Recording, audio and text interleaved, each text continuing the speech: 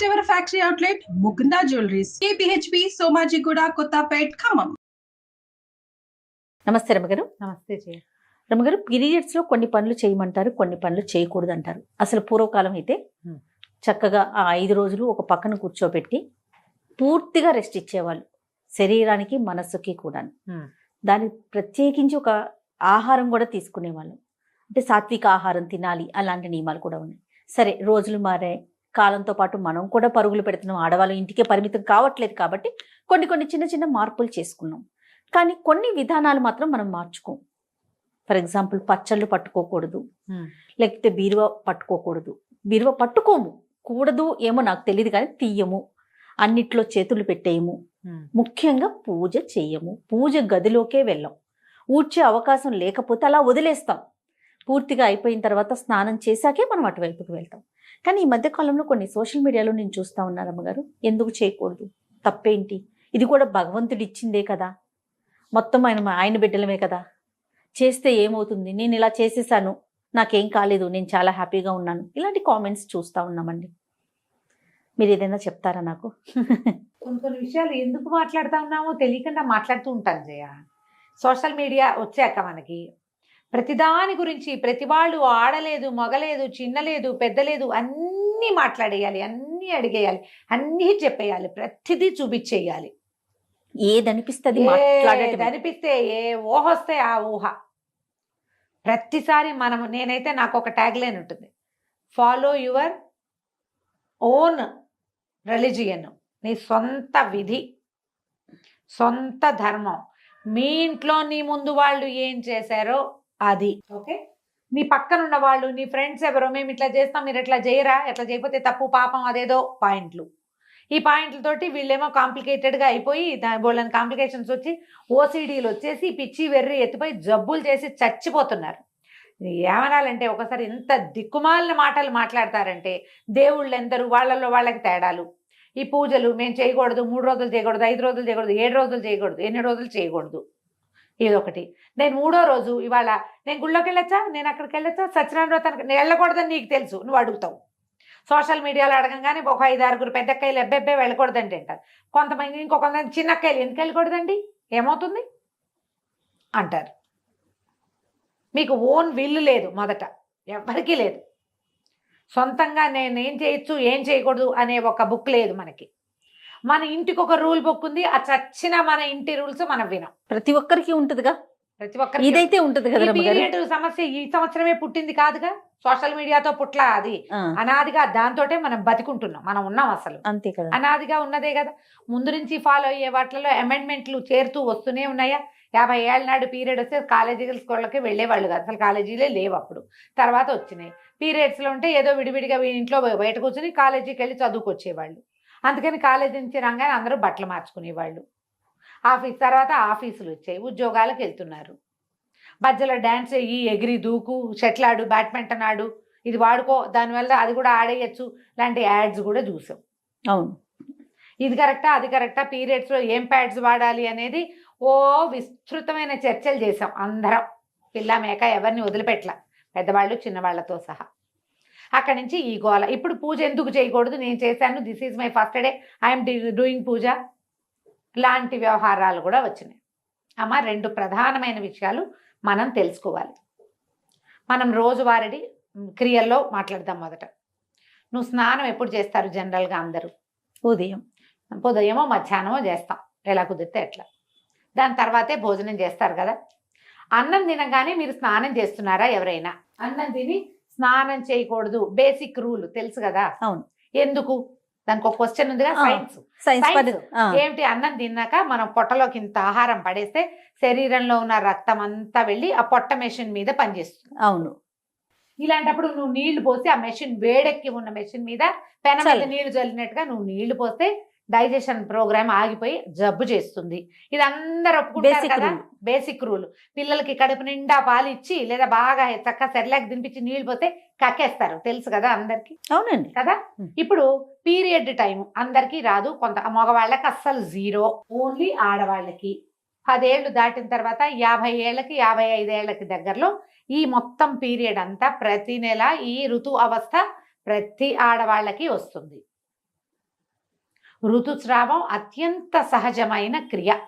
స్త్రీ శరీరంతో చేయబడుతుంది. అది నెలంతా మీ శరీరం ఏం చేస్తుంది, ఒక 20 రోజుల పాటు పనిచేసి స్త్రీల లోపల గర్భధారణకి అనువుగా ఒక బ్యాగ్ని ఏర్పరుస్తుంది. అవును. దాని పని అది చేసుకుంటూ ఉంటుంది దాని సిస్టమ్ ప్రకారం.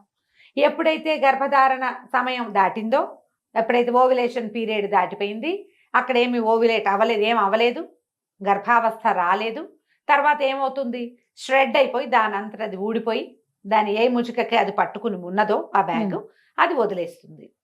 అది స్లోగా బయటకు వచ్చేస్తుంది, డిశ్చార్జ్ అయిపోతుంది. డిశ్చార్జ్ అయి సహజంగా అత్యంత సహజమైన క్రియ. దీని గురించి వెగటుగా మాట్లాడడానికి వీల్లేదు, ఎందుకంటే నీ బతుకు దాని మీద ఉంది, మనుషుల పుట్టుక దాని మీదే ఉంది, దాన్ని గౌరవించి తీరాలి.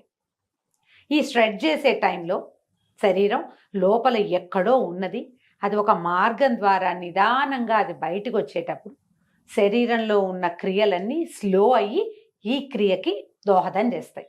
సైన్స్ డాక్టర్లు కూడా చెప్తారు కదమ్మా, ఏ డాక్టర్ గైనకాలజిస్ట్ అయినా చెప్పేదేగా.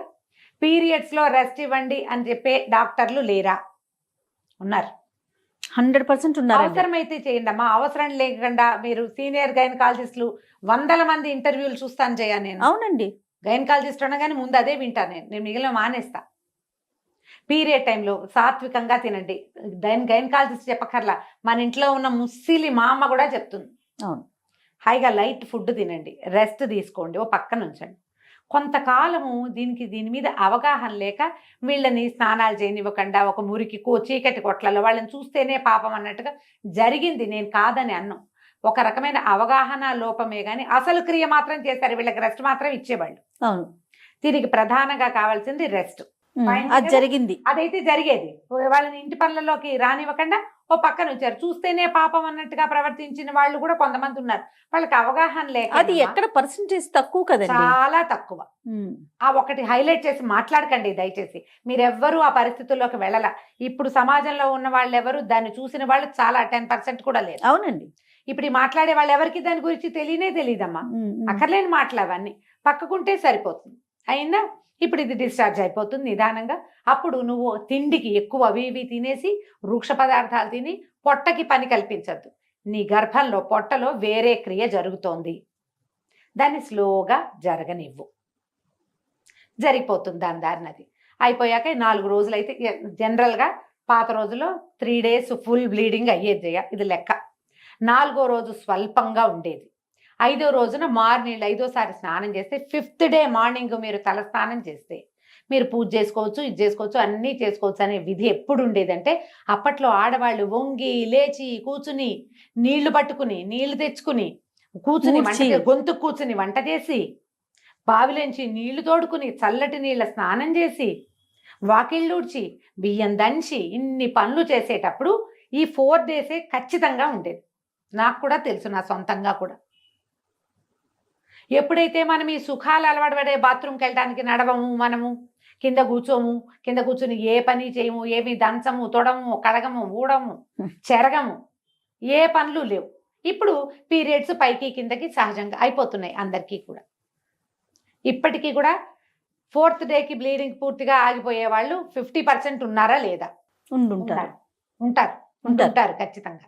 అందుకే ప్రెగ్నెన్సీలు, నార్మల్ ప్రెగ్నెన్సీలు చాలా ఉన్నాయి కదా. ఉన్నాయి కదా. నార్మల్ ప్రెగ్నెన్సీ ఎవరికి వస్తుంది? పీరియడ్స్లో ఫ్లక్చుయేషన్స్ లేని వాళ్ళకి నార్మల్గా ప్రెగ్నెన్సీలు వచ్చేస్తాయి.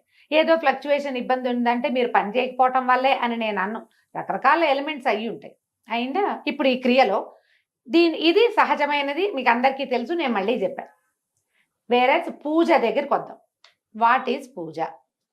ఏంటమ్మా పూజ? భగవంతుడు నువ్వు 2 పూలు తెచ్చి ఊరికే ఇక్కడ పడేసి అలంకారం చేసుకోవటం కాదు. నీ పూజ చేస్తే మన శరీరంలో ఉన్నటువంటి బ్లడ్ పైకి వెళ్తుంది, చక్రాస్లో ఉన్న ఎనర్జీ పైనున్న సహస్రారంలో ఉన్నటువంటి శక్తిని చూడ్డానికి పైకి వెళ్తుంది. అది మనకి ఇప్పుడు పీరియడ్లో శక్తి అంతా ఎక్కడికి వెళ్తోంది? తిరోగమనంలో ఉంది, కిందకి వెళ్తోంది. ఈ కిందకెళ్ళే శక్తిని నువ్వు పట్టిలాగి పైకి తీసుకెళ్తానంటాం, ఏంటి గొప్ప అది? ఏంటమ్మా అది? ఎందుకు చేయాలి ఆ పని? పూజ అంటే నువ్వు పువ్వులు పెట్టడం, ఐఎమ్ డూయింగ్ పూజ, నాకు ఇంగ్లీష్లో 4 వాక్యాలే వచ్చమ్మా, అంతకంటే రావు, ఇవే వచ్చు. డూయింగ్ పూజ అంటే ఏమొచ్చు మీకు? ఏవో 2 పువ్వులు పెట్టి ఒక దీపారాధన చేసి ఒక అగరత్తులు వెలిగిస్తే అది పూజ ఏమి అయిపోదు. ఇది ఊరికే క్రియ చేస్తున్నాం అంతే మనం. పూజ అంటే ఏదైనా చదవటం, ఏదైనా భగవంతుడికి ఆత్మ సమర్పణ చేయటం అమ్మా పూజ అంటే. అది క్రియ కాదు, ఉమ్. క్రియ కాదు. ఈ పై క్రియ చేసి నేను పూజ చేశాను, పీరియడ్స్ లో ఉన్నాను, నేను చేస్తున్నాను, నాకేమీ కాలేదు, మీకు కూడా ఏం కాదు, చెయ్యండి అంటే నువ్వు ఒకదానికి 2 పువ్వులు పెడతావు. నేను అట్లా పెట్టను, నా పూజ అది కాదు. నాకంటే పూజ అంటే ఇంకోటి ఉంది. నువ్వు చేసావని నేను చేయకపోయినా ఎవరో ఒక పిచ్చి మొహాలు 5-6 గట్టిగా అవి ఇవి చదువుకుని చేస్తే వాళ్ళ బ్లడ్ పైకి పంప్ అవుతానంటుంది, ఓ పక్కన బ్లడ్ ఫ్లో కిందకి వెళ్తుంది. ఎందుకు చేస్తారమ్మా ఈ పనులు? ఎందుకు చేయొద్దన్నారు? అసలు పీరియడ్లో ఈ పని వద్దు అని ఎందుకు చెప్పారంటే 2 పద్ధతులు. తిరోగమనం కిందకి ఫ్లో అవుతున్న దాన్ని నువ్వు పైకి పంప్ చెయ్యొచ్చా? ఈ పూజ పిచ్చి ఎందుకు?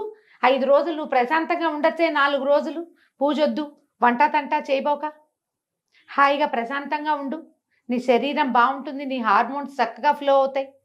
ఓవేళ నీ ప్రెగ్నెన్సీలు మనం ఇప్పుడు కంటల్లా 5 వరకు అంటే బాగా కనేవాళ్ళమ్మా. అవును, ఇప్పుడు కనడాలు లేవు, ఎవరు 1, 2 కంటాం. కొన్ని అసలు 1 కూడా వద్దనుకునే అవి కూడా తయారైనాయి ఇప్పుడు, అవి వద్దని. కానీ మీకు మీ శరీరం తన పని చేస్తుంది. బుద్ధి నీది, వద్దనుకునే బుద్ధులు మనవి. శరీరానికి మాత్రం దాని ప్రకృతి ధర్మం ప్రకారం ప్రతి నెల అది రెడీ అవుతూనే ఉంటుంది. నువ్వు వద్దన్నా అది మాంద కదా. నువ్వు అదేం చేస్తుందో దాన్ని చేయని, అది ఏ రకంగా వెళ్తుందో దాన్ని వెళ్ళని వాళ్ళు. కానీ నీ ఐడియాస్ తోటి శరీర ధర్మాలని పాడు చెయ్యొద్దు. పూజ చేస్తే నాకేమీ కాలేదు, నాకేమీ కాదు అన్న నమ్మకం నీకుంటే నువ్వు నీ ఇంట్లో చేసుకో, దాన్ని ఫేస్బుక్లోను వాటిలోనూ పెట్టకు. నేను కొన్ని ప్రశ్నలు ఎప్పుడు ఎదుర్కొంటాను జయ. వాళ్ళ 4th డే నీ గుళ్ళోకి వెళ్తా, ఎప్పుడు వెళ్ళను ఎందుకు అడుగుతారమ్మా? నాకు తెలియక అడుగుతా. సొంతంగా డిసైడ్ చేసుకోరు మీరు. ఇది మీ పర్సనల్ థింగ్ కదా. అంతే నాకు కదా. ఎంత కోపం వస్తుందో జయ. అంటే ప్రశ్నలు అడిగితే మీ కోపం వస్తుందా? పెద్దవాళ్ళు మీరు ఇలా మాట్లాడచ్చా అంటారు రమ్మగారు. నువ్వు కూడా అంటావు. అవును, నువ్వు కూడా అదే మాట అంటావు. నేను అంటాను నీ సొంత పర్సనల్ థింగ్ నువ్వు ప్రతిసారి చేస్తావు. మీ ఇంట్లో మీ అమ్మ చెప్పింది, అమ్మమ్మ చెప్పింది, మేనత్త, అత్తగారులు అందరూ చెప్పుంటారు కదా, ఈ క్రియ ఉన్నప్పుడు ఇది చెయ్యకూడదు అని. నాతో అవుననిపించుకోవాలని మీరు ఎందుకు అనుకుంటారమ్మా? అసలు తప్పు కదా అది. నాకేం బ్లీడింగ్ లేదండి, నువ్వే డిసైడ్ చేసుకో. రెండో మనిషి నీకు అనుమానం ఉంది కాబట్టి నన్ను అడుగుతావు. అనుమానం ఎప్పుడు వస్తుంది జయ? అది తప్పని నీకు తెలిసినప్పుడు కాదు. అంతే కదా. అవునా కాదా? ఖచ్చితంగా. దయచేసి ఈ పీరియడ్స్ కి ప్రవచనకర్తలు, పెద్దవాళ్ళు, ఆడవాళ్ళు మాట్లాడడం మానేయండి అమ్మా, స్పందించడం మానేయాలి. ఇది లాస్ట్ స్పీచ్. నేను మళ్ళీ ఇంకొకసారి పీరియడ్ మీద నీతో మాట్లాడి చేయ. పీరియడ్స్ గురించి ఇక నన్ను అడగద్దు, నేను చెప్పను. ఇవి వినడం వల్ల మీరు కేసులు చుట్టాలని నేనేమో అవి చూస్తున్నాను. ఇవి అతిగా మాట్లాడతారు. మగవాళ్ళు కూడా చెప్తున్నారమ్మా అక్కర్లేని మాటలు. ఎందుకు వచ్చింది ఇవి ఈ మాట్లాడడము? ఈ విన్న వాళ్ళలో ఒక్కొక్కళ్ళు భయస్సులు, పిరికి వాళ్ళు, పాపం మానసికంగా బలహీనలమ్మా. ఇవి విని భయపడి చచ్చి అదేదో ఎక్కడైనా అంటిందేమో, ఎదైందేమో, ఓసిడీకి లోనయ్యి జీవితాలు మిజరబుల్ చేసేసుకుంటున్నారు జయ. 40 పైన కేసులు మాట్లాడాను జయ ఈ ఒక్క విషయం మీద. నేను 40 కేసులు భాగం పైనే. ఒట్టి శుభ్రత అది కాదు, పీరియడ్ రిలేటెడే చచ్చిపోవడానికి సిద్ధమయ్యే కేసులు చూస్తున్నా నేను. సూసైడ్లు చేసుకుంటున్నారు, దాంట్లోకి వెళ్ళిపోతున్నారు. పిల్లలు కలిపేశారని, ముట్టు కలిసిపోయిందని, అదేదో పంప మునిగిపోతుందని, ఆ 3 రోజులు వాడుకున్న బట్టలు మళ్ళీ వాడుకోకూడదని, గాజులు వేసుకున్న వాళ్ళు గాజులు కూడా తీసి బయట పారేయాలని, ఎన్నెన్నో మార్చాలి, ఇల్లంతా కడిగేసేయాలి, బట్టలన్నీ ఉతికేసేయాలి, దుప్పట్లన్నీ తీసి బయట పారేసేయాలి, పిల్లలు స్కూల్ నుంచి ఇంటికి వస్తే డేగ కళ్ళతో ఆ పిల్లలకి తల్లికి రిలేషన్ ఉండటల్లా ఇట్లా అవుతోంది. మీరందరూ మాట్లాడడం మానేయండి దయచేసి. అయితే అతివృష్టి రేపు అనావృష్టి చూస్తున్నాం. అవునా కదా రమ్మగారు? ఎవరి ఇళ్లలో ఏముందో వాళ్ళ ప్రకారం వాళ్ళని పాటించుకోనివ్వండి దయచేసి. పీరియడ్స్ లో చేయొచ్చా అని ఎవరైనా అడిగితే అమ్మా, ప్రవచనకర్తలు మీరు మాట్లాడకుండా ఉంటే చాలా రకాల మానసిక సమస్యలకి అసలు సమాధానాలు లేని స్థితిలో వాళ్ళని పెట్టేసిన వాళ్ళం అవుతున్నాం. నేను కూడా ఇంక్లూడెడ్ జయ. నేను చెప్తున్నా కదా, చేసిన పాపని చెప్తే పోతుంది. ఇదే లాస్ట్ వీడియో జయ. ఇక మళ్ళీ పీరియడ్ రిలేటెడ్ ఇష్యూ క్వశ్చన్, ఏ పండగ గురించి నువ్వు పీరియడ్లో ఉంటే ఎప్పుడు చేసుకోవాలమ్మా? పోలిపాడ్యమి నాడు దీపం పెట్టాలి. పాడ్యం వెళ్ళిపో రోజు నువ్వు బయట ఉన్నావు, 5 రోజుల తర్వాత మార్గశిర మాసంలో దీపం పెట్టమని నేను చెప్పచ్చా నీకు? తప్పు కదా. వినాయక చవితి నాడు పీరియడ్ వచ్చింది, ఎప్పుడు చేసుకోవాలి? ఏమి 1 సంవత్సరం మానేసి వచ్చే సంవత్సరం చేసుకోకూడదమ్మా? కాదు రమ్మగారు, వినాయక చవితి పూజ దగ్గర నుంచి దసరా నవరాత్రుల దగ్గర నుంచి ప్రతి దానికి ఈ ప్రశ్నే చూస్తూ ఉంటాం. అయినా కార్తీక మాసం, అది కూడా కార్తీక మాసం 5 రోజులు దీపాలు పీరియడ్ వచ్చింది మా ఇంట్లో దీపం ఎలా ఏమవుతుంది కొంప మునక మానేసేయండి. తర్వాత పెట్టుకో. నీ స్థితి నీకు ఒకదానికే కాదు కదా, నీ చుట్టూతో ఉన్న ప్రకృతి కూడా తెలుసు కదా. ఎస్, పిల్లలుంటే పెట్టించండి, లేకపోతే మానేయండి. కేవలం కామెంట్లలో ప్రశ్నలు మీ దాకా తీసుకొస్తున్నారు అమ్మగారు, కానీ మీరు పర్సనల్ గా కూడా ఎన్నో ప్రశ్నలు మాట్లాడతా. ఎదుర్కోవాల్సి వస్తుంది, మాట్లాడాల్సి ఈ వస్తుంది. 5 రోజులు పెట్టుకోలేనమ్మా, ఇప్పుడు ఏం చేయనమ్మా, ఆ తర్వాత పెట్టుకోండి అమ్మా అని చెప్తా. ఇదే ఆన్సర్. అవునని చెప్పాలి జయ, కనీసం 30 మందికి చెప్పా ఈ మాట, తెలుసా? కార్తీక మాసం రోజు దీపం పెట్టుకోవాలి కదమ్మా, పీరియడ్ లో పెట్టుకోలేము, అప్పుడు ఎలాగమ్మా?